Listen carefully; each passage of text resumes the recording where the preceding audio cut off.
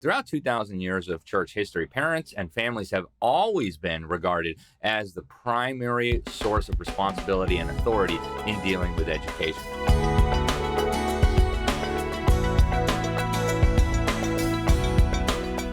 And Alex, I know you could talk for days and days and days on the past, but go back a little bit before this modern idea of the government taking over for us.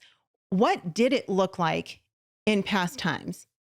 I think this is so important for people to understand. I can't emphasize this enough. Throughout 2,000 years of church history, parents and families have always been regarded as the primary source of responsibility and authority in dealing with education.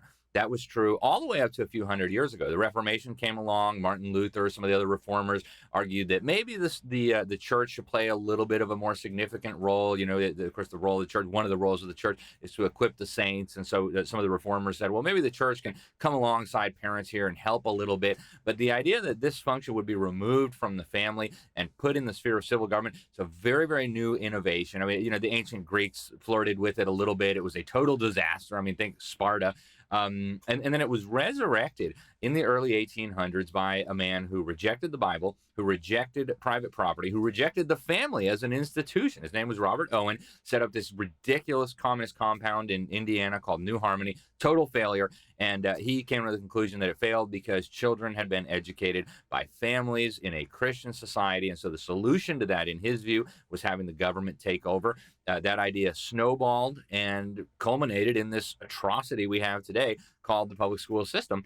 We've got to recognize this is, first of all, a new institution. It has been a very harmful is really the understatement of the century. This has absolutely devastated our society. And we've got to get back to an understanding of what came before so that we can understand what these principles look like in action, and we can appreciate the benefits. The fruit of family-led education was the United States of America, the peace, the prosperity, the liberty that produced. And if we want to get back to those fruits, we're going to have to get back to the tree that produced those fruits. And that begins by getting rid of this usurpation that has now hijacked the minds of multiple generations of Americans.